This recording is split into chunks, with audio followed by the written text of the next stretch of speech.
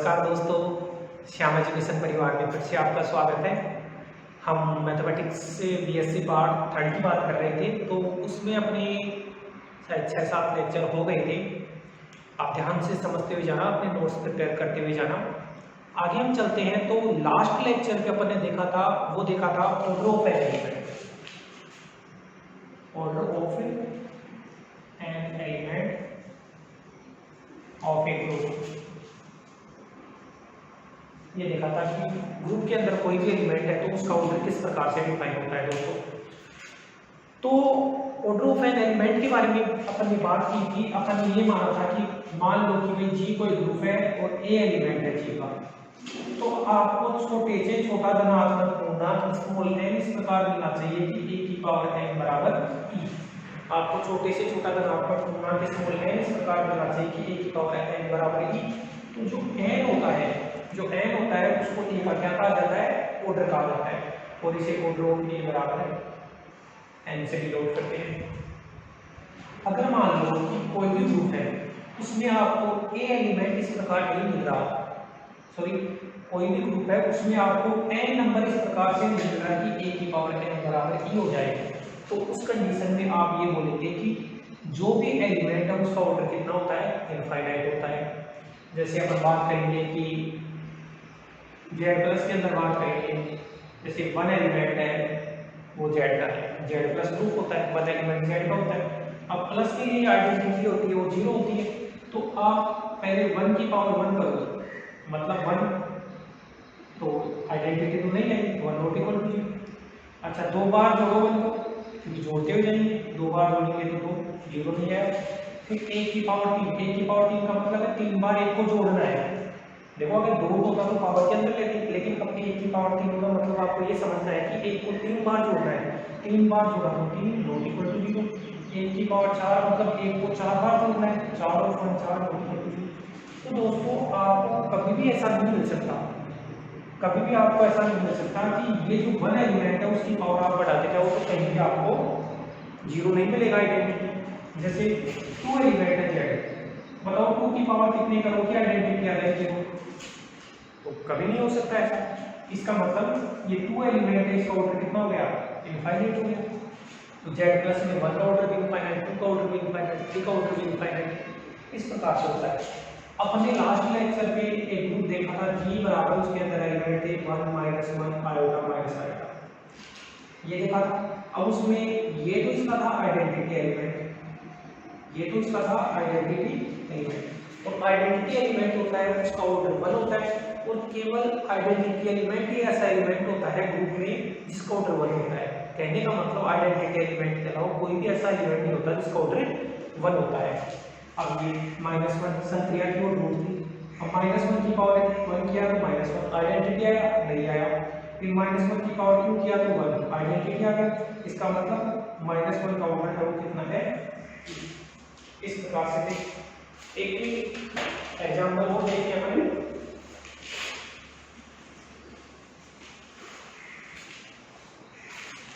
एक एग्जांपल जैसे ये आप नोट भी कर लेते हैं एग्जांपल को। जैसे मान लो है Z6 के साथ में हमेशा +6 संक्रिया होती है, और अभी ये है अबेलियन ग्रुप। कौन सा है, अबेलियन ग्रुप। आगे अपन जब साइकिल के बारे में बात करेंगे, चक्रीय ग्रुप के बारे में बात करेंगे, तो अपन ये बताएंगे कि ये Z6 होता है, साइकिल ग्रुप भी होता है, लेकिन फिलहाल तो अबेलियन की बात कर रहे हैं कि अबेलियन ग्रुप है। अब Z6 के बारे में दोस्तों क्या जानते हैं कि Z6 होता है, उसके अंदर एलिमेंट होते हैं वो 6 एलिमेंट होते हैं, 0 से चालू होते हैं, 0 1 2 3 4 और 5 ये एलिमेंट होते हैं। अच्छा, अब इसके अंदर ये 0 तो है, वो है आइडेंटिटी एलिमेंट।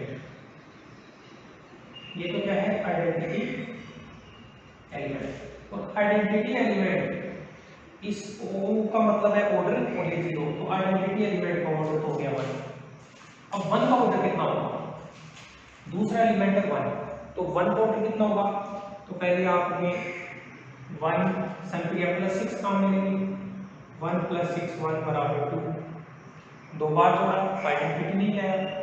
फिर क्या करेंगे, 1 + 6 1 + 6 1 3 बार जोड़ा तो 3 नहीं आया आइडेंटिटी। 1 + 6 1 + 6 1 + 6 1 4 बार जोड़ा आइडेंटिटी नहीं आया। 1 + 6 1 + 6 1 3 + 6 1 + 6 1 5 बार जोड़ा तो 5 आया आइडेंटिटी नहीं आया। +6 1 +6 1 +6 1 +6 1 तो 6 बार जोड़ने से 6 होते ही 6 घट जाता है तो 0 हो गया। इसका मतलब 1 को आपने कितनी बार जोड़ा है तो आइडेंटिटी आया 6 बार जोड़ा है। अच्छा इस चीज को भी इतना लिखा है ना यहाँ से यहाँ इसको ऐसे लिख सकते हैं 6 को 1 मतलब 1 को 6 बार जोड़ा है तो आइडेंटिटी क्या है। तो बताओ 1 का ऑर्डर कितना हो गया 6 तो इसका ऑर्डर होना तो यहाँ मैं ऑर्डर लिखा जाता हूँ तो इसका ऑर्डर होगा 1 और इसका ऑर्डर होगा 6। ठीक है 2 का ऑर्डर कितना होगा तो 2 के अंदर 2 जोड़ो 4 आइडेंटिटी आया नहीं आया। फिर से 2 जोड़ो 6 आइडेंटिटी आ गया 6 का मतलब 0। तो बताओ 2 को कितनी बार जोड़ने से आइडेंटिटी बना 3 बार जोड़ने से तो इसका ऑर्डर 3 हो गया। ऐसे 3 + 3 करने से 0 आइडेंटिटी हो जाता है तो इसका ऑर्डर 2 हो गया। इसका ऑर्डर 4 के साथ जोड़ो 8 का मतलब 2 आइडेंटिटी नहीं है। फिर से 4 जोड़ो 12 का मतलब 0 आइडेंटिटी आ गई तो इसका ऑर्डर 3 और इसका ऑर्डर 6। तो दोस्तों स्पेशल चीज ये है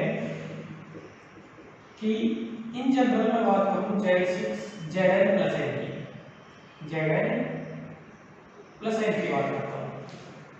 देखो Zn + n में पहली चीज है इसका ऑर्डर ऑफ Zn का ऑर्डर होता है n मतलब कितने एलिमेंट होते हैं n। दूसरी चीज जो एलिमेंट्स होते हैं एलिमेंट्स ऑफ Zn होते हैं वो 0 से तो चालू होते हैं 1 2 3 तो कहां तक चालू होते हैं n-1 तक। तीसरी बात है कि Zn जो होता है उसका आइडेंटिटी जो एलिमेंट होता है आइडेंटिटी एलिमेंट होता है 0 और चौथा होता है इनवर्स ऑफ r। मान लो r कोई एलिमेंट है Zn का तो r का इनवर्स होता है n-r का इनवर्स होता है n-r। इसका मतलब क्या है दोस्तों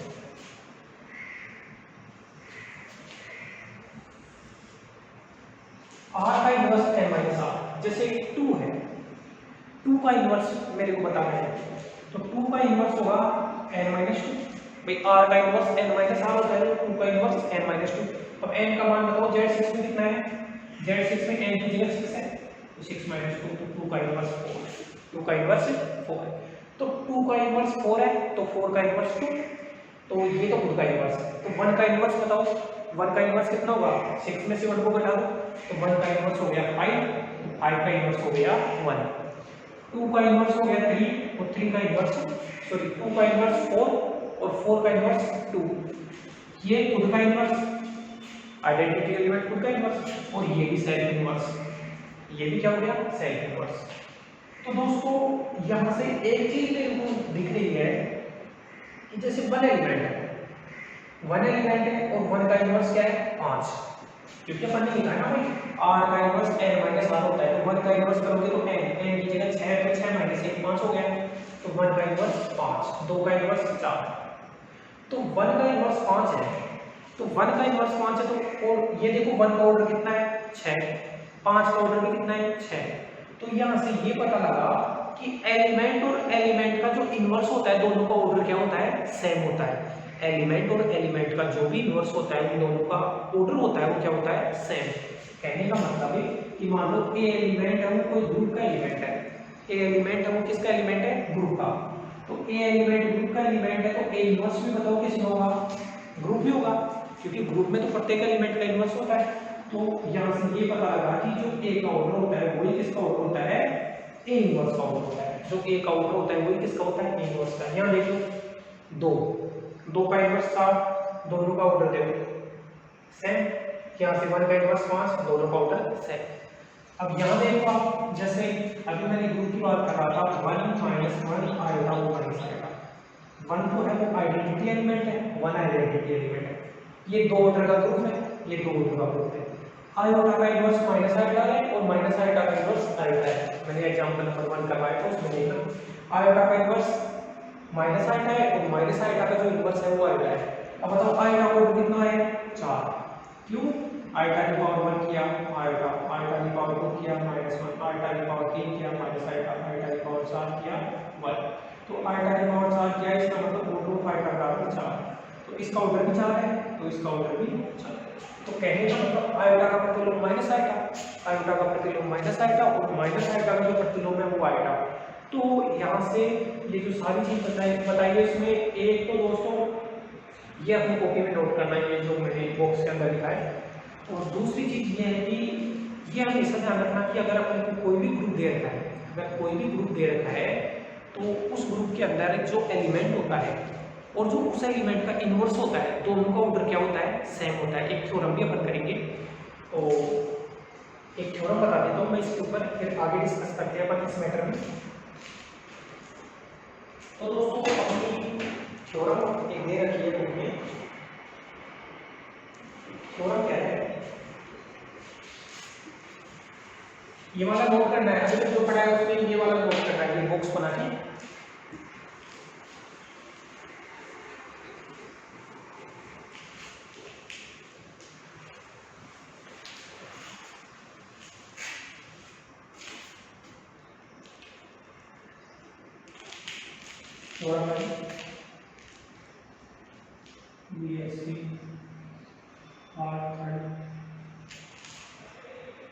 थ्योरम नंबर 3 है ग्रुप में किसी एलिमेंट का ऑर्डर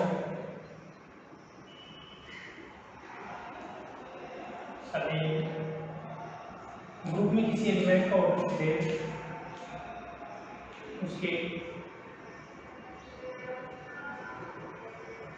प्रतिलोम के ऑर्डर के बराबर होता है।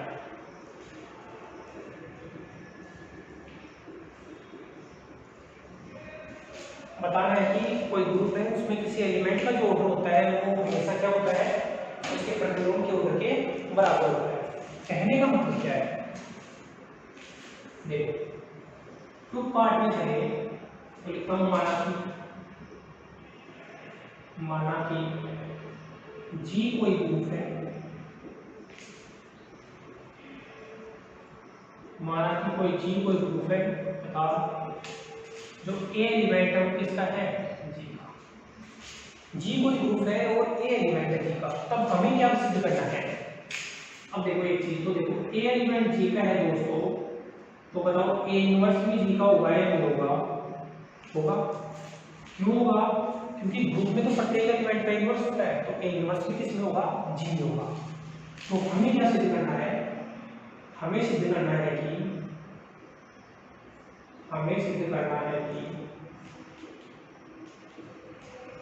देखो क्या सिद्ध करना है कि ग्रुप में किसी एलिमेंट का जो ऑर्डर होता है वो उसके इनवर्स के ऑर्डर के बराबर होता है। ग्रुप में किसी एलिमेंट का ऑर्डर होता है वो उसके इनवर्स के ऑर्डर के बराबर होता है। तो ग्रुप में ये एलिमेंट, तो ए एलिमेंट का जो ऑर्डर होता है वो ए के इनवर्स के बराबर होगा। ये हमें सिद्ध करना है, ये चीज अपने को सिद्ध करनी है। ये एग्जांपल में तो मैंने बता ही दिया था। अब देखो दोस्तों क्या है, तो मैं क्या करता हूं कि सर्वप्रथम माना देखो फाइनाइट और इनफाइनाइट के लिए बात कर लेते हैं। ऐसे मान लेते हैं कि जैसे ए का ऑर्डर तो मान लेते हैं एन मान लेते हैं और ए इनवर्स का ऑर्डर एम मान लेते हैं। तो सर्वप्रथम माना ऑर्डर ऑफ ए बराबर एन और ऑर्डर ऑफ ए इनवर्स बराबर एन, ये मान लिया आपने, दोनों के फाइनाइट ऑर्डर मान दिए। तो इसका मतलब ए का ऑर्डर एन है तो ए की पावर एन बराबर क्या होगा, ए का ऑर्डर एन है तो ए की पावर एन बराबर आइडेंटिटी, ये तो एलिमेंट के ऑर्डर की परिभाषा से। और यहाँ से ए इनवर्स की पावर एन बराबर आइडेंटिटी, और साथ में ये भी होगा यहाँ। अब बताओ ये तो एलिमेंट के ऑर्डर की परिभाषा ही तो आ गई कि एन छोटे से छोटा धनात्मक पूर्णांक इस प्रकार है कि ए की पावर एन बराबर ही हो गया। यहाँ एम व एन ओटी की परिभाषा से कोटि की परिभाषा से क्या है, कोटि की परिभाषा से छोटे से छोटे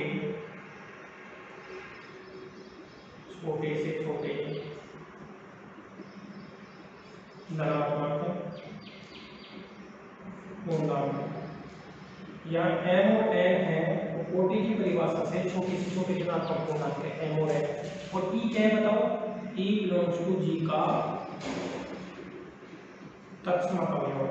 e बिलोंग्स टू g का क्या है, तत्समक अवयव है। तो दोस्तों थ्योरम तो ये थी कि भाई किसी भी एलिमेंट के ऑर्डर को अपने को इसके इनवर्स के ऑर्डर के बराबर बताना था। अपन ने ए एलिमेंट लिया और तो ए एलिमेंट लिया तो उसका इनवर्स ए इनवर्स हो गया। अब जो ए का ऑर्डर माना है वो अपन ने एन मान लिया और ए इनवर्स का ऑर्डर एम मान लिया। तो कहने का मतलब मेरे को ये सिद्ध करना है एम बराबर है, तो अगर आप एम बराबर एन सिद्ध कर दोगे तो ये ऑटोमेटिक प्रूव हो जाएगा। तो एम बराबर एन, तो m बराबर n सिद्ध करना है, m बराबर n सिद्ध करना है। अब देखो इसको m बराबर n सिद्ध करने का मतलब है एक बार तो ऐसे दिखा दो n less than equal to n और एक बार ऐसे दिखा दो n less than equal to n। एक बार ये दिखा दिया कि m है वो n के बराबर है, उससे छोटा है, और एक बार ये दिखा दिया कि जो n है वो n के बराबर है, इससे छोटा है। तो इन दोनों कंडीशन से m बराबर है, तो ये पूरा अपने थ्योरम प्रूफ हो जाएगा। तो क्या है देखो, जो भी सेंस, अब देखो a की पावर n बराबर e, एक बार ये लेके चलते हैं और दिखा देते हैं ये लेके चलते हैं। a की पावर n बराबर e, a की पावर n बराबर e है दोस्तों। तो आप ऐसे कर सकते हो या नहीं इसको कि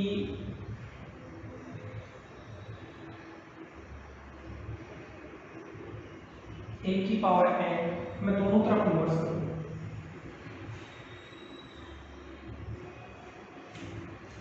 दोनों तरफ इन्वर्स कर सकता हूँ। अच्छा ये क्या बन जाता है, ये बन जाता है a की पावर माइनस n बराबर e, क्योंकि a की पावर n का इन्वर्स करोगे तो उसको बोला जाता है a की पावर माइनस n। और साथ में अब e है, e के ऊपर तो चाहे इनवर्स लगाओ, चाहे e स्क्वायर करो, चाहे e क्यूब करो, ये तो हमेशा क्या रहता है, आइडेंटिटी रहता है। अब देखो दोस्तों इस चीज को आप ऐसे लिख सकते हो a इनवर्स की पावर n बराबर, क्यों, क्योंकि ये तीनों बराबर होते हैं और साथ के अंदर a इनवर्स किसके बराबर है, इसके बराबर, ठीक है। अब देखो दोस्तों इसको कोटि की परिभाषा से ये लिखा जा सकता है कि order of A inverse less than equal to n, order of A inverse less than equal to n। और बताओ ऑर्डर ऑफ ए इनवर्स को क्या माना है मैंने, ऑर्डर ऑफ ए इनवर्स को मैंने माना है m, तो यहां से मान रख देता हूं कि m less than equal to n, ठीक है। तो कुल मिला के ये लेके चले, इसमें कन्वर्ट कर दिया और ये लिख दिया। एक बार ये लेके चले तो m less than equal to n। अब ये लेके चलते हैं आल्सो, ये लेके चलने का मतलब है कि a इनवर्स की पावर m बराबर होगा आइडेंटिटी। कुल मिला के क्या है, इसको मैं ये बोल सकता हूँ a की पावर m बराबर आइडेंटिटी। अब इसको मैं ये भी लिख सकता हूँ क्या कि a की पावर m का इनवर्स बराबर आइडेंटिटी, ये माइनस वगैरह बना गया था। अब दोनों तरफ इनवर्स ले लो, ये जो लिखा हुआ है ना इसका भी आप क्या ले लो, इनवर्स ले लो। तो दोनों तरफ इनवर्स लेंगे तो ये क्या आएगा। अब मैंने बताया एलिमेंट के इनवर्स का इनवर्स क्या होता है बताओ, जैसे एक बताया ना एक थ्योरम थी कि a इनवर्स का इनवर्स a होता है।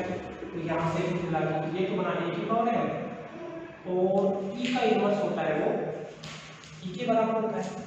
अब यहाँ पे देखा था इसका इनवर्स a था, तो यहाँ से कुल मिला के a की पावर m बराबर a होता है। बताओ दोस्तों क्या होता है कि order of a less than equal to m लिखा जा सकता है इसको कोटि की परिभाषा से। और a का ऑर्डर बताओ कितना माना है अपन ने, n माना है, तो यहाँ से n less than equal to. तो कहने का मतलब एक बार ये लेके चले और इसमें कन्वर्ट कर दिया, a लेके चलो और a इनवर्स में कन्वर्ट कर दो, तो वहां से तो m less than equal to है, यहाँ से a इनवर्स लेके चला और a के अंदर कन्वर्ट कर दिया, ये क्या हो गया। तो इसको देखिए इक्वेशन नंबर 2। तो बाई इक्वेशन 1 है, इक्वेशन 1 और 2 से मैं ये बोल सकता हूँ m बराबर n। एक बार को क्योंकि m less than equal to n है, यहाँ से m less than equal to n है तो m बराबर है।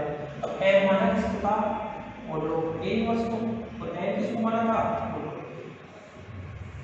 तो ये 2 हो गया। इसका मतलब है एलिमेंट और एलिमेंट के इनवर्स का जो ऑर्डर होता है वो होता है सेम।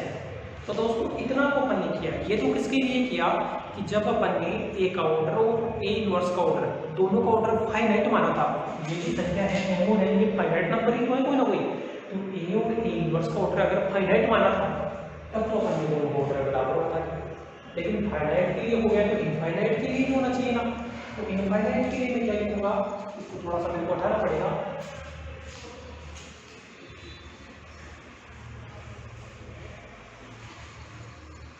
इनफाइनाइट इसी के आगे, अब ये कंप्लीट नहीं हुआ है ये थ्योरम, यहाँ तो केवल अपने फाइनाइट के लिए बता दिया कि ए का ऑर्डर और ए इनवर्स का ऑर्डर फाइनाइट माना था, तो ए और ए इनवर्स दोनों का ऑर्डर बराबर निकल के आ गया।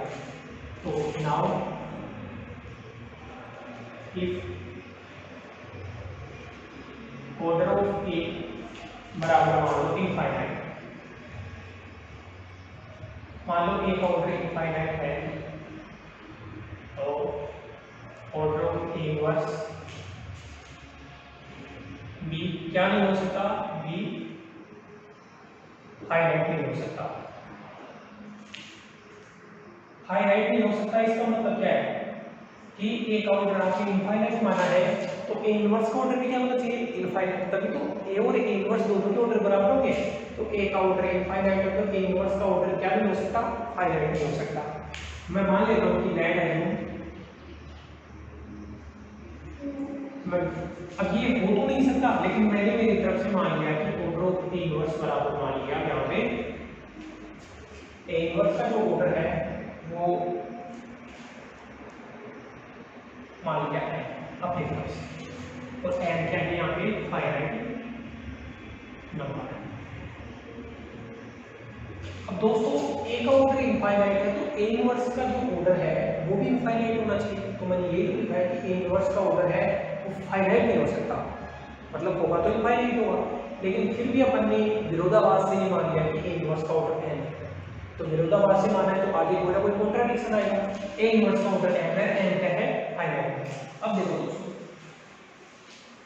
ए इनवर्स का ऑर्डर m माना, इसका मतलब आप ये बोल सकते हो ए इनवर्स की पावर m बराबर आइडेंटिटी ओटी की परिभाषा से, और यहाँ से a की पावर माइनस m बराबर आइडेंटिटी, और इसको a की पावर m का इनवर्स बराबर आइडेंटिटी। तो यहाँ से फिर से इनवर्स ले लो, a की पावर m का इनवर्स और इस पूरे का इनवर्स बराबर आइडेंटिटी का इनवर्स। तो यहाँ से a की पावर m बराबर आइडेंटिटी, क्योंकि आइडेंटिटी का इनवर्स आइडेंटिटी के बराबर होता है, और यहाँ से order of a less than equal to m। और ये क्या है बताओ, ये जो है वो है फाइनाइट नंबर। तो आपने गलत मान के चला था तो गलत रिजल्ट आ गया, क्योंकि a का जो ऑर्डर है वो फाइनाइट नंबर से छोटा है, m तो फाइनाइट नंबर है। तो बताओ ये फाइनाइट नंबर से छोटा है अगर a का ऑर्डर, तो a का ऑर्डर भी कैंसिल से आ गया, इसका मतलब ऑर्डर ऑफ a बराबर क्या हो गया, जो कि असत्य है। क्यों, a के ऑर्डर को तो मैं क्या मान के चल रहा हूँ, इनफाइनाइट, जो कि असत्य है। इसका मतलब क्या हुआ, अतः स्पष्ट है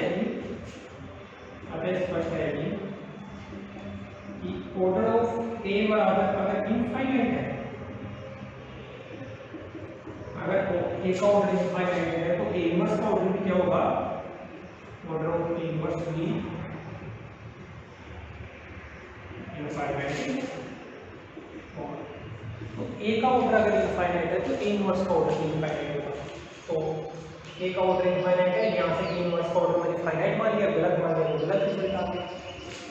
तो दोस्तों ये थ्योरम अपने को ये बता रही थी कि कोई भी ग्रुप है उसमें एलिमेंट और एलिमेंट का जो इनवर्स होता है उन दोनों का ऑर्डर क्या होता है, सेम होता है।